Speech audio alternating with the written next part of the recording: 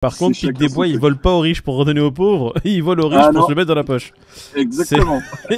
Parce qu'il est pauvre. Quelque part, est-ce qu'il a tort?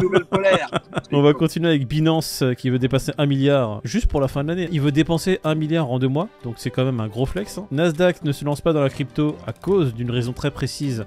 C'est pas forcément la réglementation, on va rentrer dans le détail. Celsius, bon, encore un truc de FDP. Celsius qui, à cause de son affaire judiciaire, révèle pas mal de choses sur ses clients. Et PayPal qui va infuser des amendes à ses clients pour des raisons assez farfelues. J'ai fait le tour là? Ouais. Crypto.com, tu l'as dit? Ouais, j'ai dit qu'ils avaient plus d'oseille, c'est bon? C'est PayPal qui décide maintenant d'infliger des amendes aux utilisateurs qui rentreraient de fausses informations. Donc en gros, PayPal... En fait. Voilà, c'est ce que j'allais dire. Ça veut dire quoi en fait Alors déjà, PayPal qui veut infliger des amendes. Pourquoi lui se permettrait d'infliger des amendes? Qu'est-ce qu'il entend par fausses informations? C'est ça qui est important. Justement, on sait pas. C'est lui qui va te dire si c'est une fausse information ou pas. Ah, c'est lui. Ouais, c'est ça qui est beau. C'est PayPal qui choisit. Alors, et bien sûr, ils vont pas t'envoyer un recommandé en te demandant un chèque. Hein. Ils vont geler tes avoirs directs, tant qu'à faire. Hein. Donc en fait, t'as de l'argent sur PayPal, du jour au lendemain, tu peux te retrouver avec moins 2500 sur ton compte, sans justification.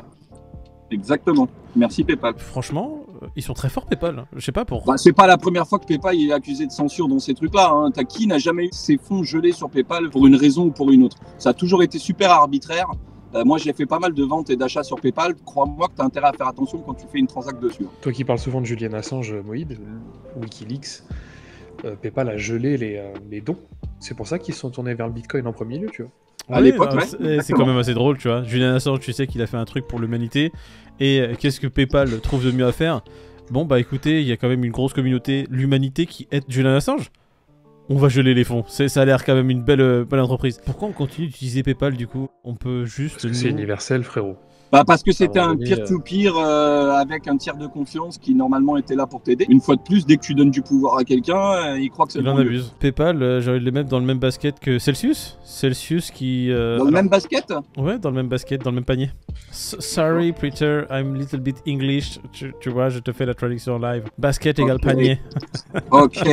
Tu vois, c'est pour ça que le sport basket, tu vois l'analogie panier. Voilà. Ah ouais, ah, j'avais jamais fait gaffe. Du coup, c'est le 6 qui, malheureusement, avec leur affaire judiciaire, va dévoiler tous les noms des utilisateurs avec la balance qu'il y avait sur leur compte. Ça, c'est assez sympa.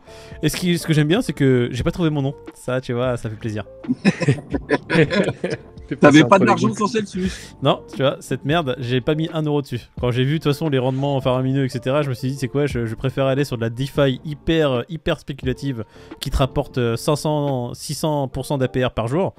Mais Celsius, non, je me suis dit, non, ça a l'air un peu trop vrai pour être vrai. Bon, après, il faut pas cracher sur Celsius non plus. Hein. Celsius, c'est pas eux qui ont révélé les noms des utilisateurs. Hein. C'est deux types qui ont été déclarés en faillite. Attends, si j'ai envie de cracher sur Celsius, frérot, je me permettrai de le faire, sachant qu'on a quand même non, parce que pendant la procédure, ils ont quand même demandé à ce que les noms soient pas mentionnés, tu vois, ils voulaient pas qu'on sache qui s'était barré avec la caisse. Oui, voilà. Donc ils avaient quand même dit, non, on veut protéger tout le monde, il faut pas réélever les adresses. Bon, le liquidateur, il a dit, écoute, je fais ce que je veux, je t'emmerde.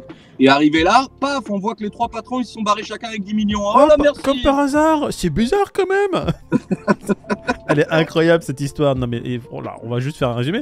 Faut savoir que Celsius, avant de geler les fonds pour tous ses utilisateurs, ça veut dire tout le monde, les patrons se sont barrés avec leur argent. C'est-à-dire sur leur compte, à eux, il y a 0 €. Ils ont réussi à, miraculeusement, par un plus grand des hasards, tous retirer leurs fonds. Ah là là, c'est quand même beau, hein. C'est beau, hein. Ils sont très très forts. Ils ont senti le marché se casser la gueule. Oh non, mais ils avaient le nez. Alors, au-delà d'avoir perdu ses fonds sur Celsius, maintenant, tu as ton adresse qui se promène sur les réseaux et qui est ouvert à tous les mecs qui veulent faire du phishing ou de l'escroquerie en tout genre. Allez, merci Celsius. Hein. Donc, à un moment donné, tu vas recevoir un petit email qui va te dire « Bonjour monsieur, pour retirer vos fonds, cliquez sur ce lien. N'oubliez pas de donner votre clé privée de votre ledger. C'est très important. » Est-ce qu'il y avait des KYC sur Celsius? Ouais. Ouais, donc du il y coup, avait des KYC sur Celsius. Voilà, donc du coup, il y a même des adresses postales qui ont dû fuiter. Enfin, voilà quoi. 273 000 clients, c'est quand même pas 2 pèlerins. Hein. Donc, messieurs, les 273 000, faites très attention au prochain mail que vous allez recevoir, au prochain SMS que vous allez recevoir, parce que si vous avez mis votre numéro de téléphone, évidemment, ces personnes l'auront. et elles sont de plus en plus sophistiquées. Donc si vous voyez c'est là qu'on a vu le wallet de Asher d'ailleurs, hein, si je dis pas de conneries, hein, avec 11 000 $ ou un truc comme ça. Hein. Ouais, mais lui, il doit être habitué au phishing. De toute façon, c'est pas un problème. Non, mais il a confirmé, tu vois, que c'était bien son adresse et qu'il y avait bien eu divulgation des données, quoi. Qui n'a pas eu un phishing? Nous, on est habitué aussi aux tentatives de phishing. On a reçu il y a encore quelques jours Zap Crypto qui a essayé de nous faire un phishing en nous demandant à peu près 1 000 $ pour débloquer 10 000 bitcoins. Ouais, Vous lui avez pas envoyé? Non. Ah, moi je l'ai envoyé. Tu lui as envoyé? T'as reçu tes bitcoins? Je me dis, vu qu'on est en bear et tout, ça devrait aller plus vite, mais j'ai pas encore reçu. Bon, je vais attendre. Oh, écoute, actualise ta page. Actualise. Tu peux faire confiance à Zap Crypto. Hein? Du coup, c'est une plaisanterie, bien sûr. Hein. On se détend. On va passer à la news suivante. Ouais, il y a un truc qui m'avait tiqué et pas tiqué en même temps, c'était le Nasdaq qui n'était toujours pas dans la crypto en fait. Ils sont vachement ouverts à la crypto, sauf qu'aux États-Unis, en fait, c'est marrant, les États-Unis sont les Européens de la crypto, on va dire, parce qu'ils mettent beaucoup de temps à régulariser, ils mettent beaucoup de temps à prendre des décisions, tu vois. Et du coup, le Nasdaq, ils ont dit, bon les gars, faites le ménage, faites votre taf, et après, on s'implantera dans le truc. Mais pour l'instant, c'est trop... Il y a Biden qui a parlé la semaine dernière pour dire que justement, il voulait qu'on mette un coup de première sur la réglementation aux États-Unis et que ça tu vois qu'il fallait que ça se dépêche un petit peu. Moi, je pense vraiment qu'ils ont peur qu'on leur mette des bâtons dans les roues et que ça bloque. Donc du coup, ils attendent que le ménage soit fait et que tout soit bien carré. Mais attendez, on n'apprend pas dans l'article que Nasdaq, en partenariat avec XP, une des principales plateformes de trading de devises du Brésil, pour lancer un exchange crypto-monnaie dans les pays d'Amérique latine, sachant que ça met en évidence à quel point les lois brésiliennes offrent aux acteurs cryptographiques une plus grande clarté. Donc ça veut dire quoi? Qu'en gros, ils peuvent faire ça dans les autres pays parce que c'est plus réglementé ou plus clair dans les démarches que de le faire aux États-Unis même. Ouais, c'est au Brésil, c'est acté. Hein. Donc ça voudrait dire que si jamais c'est réglementé un peu plus drastiquement, il y aurait des chances que le Nasdaq se lance dedans, quoi. Non, on va pas dire drastiquement, on va dire plus clairement. Comme en fait, il y a un flou qui est vraiment énorme sur le domaine des crypto-monnaies, en fait, ça profite à la sec parce qu'ils disent rien et ils peuvent venir du jour au lendemain dire ça, en fait, c'est nous. Et là, ce que vous faites, c'est pas légal, donc on va vous attaquer vos gueules et vous avez pas le choix. Et donc, ça met des bâtons dans les roues à tout le monde. Tu penses que c'est voulu? Évidemment, c'est voulu. C'est une strat. Ou est-ce que c'est parce que eux-mêmes savent pas Je pense qu'il y a un peu de tout, surtout. On va passer justement à ce que tu disais, les problèmes de liquidité, et on a fait l'enchaînement avec Crypto.com, ce qui est très bien. Crypto.com qui apparemment réduit drastiquement ses partenariats. Non seulement ils réduisent les partenariats, mais on apprend surtout qu'ils n'ont pas licencié 5%, mais peut-être 30-40% de leur effectif. Entre juin et août, ils ont réduit pas mal de choses au niveau de la FIFA déjà, au niveau de la Coupe du Monde. Et c'est pas pour des questions éthiques ou quoi que ce soit, c'est vraiment qu'ils ont pas suffisamment d'oseille en ce moment. La Formule 1, pareil, ils ont réduit leur partenariat.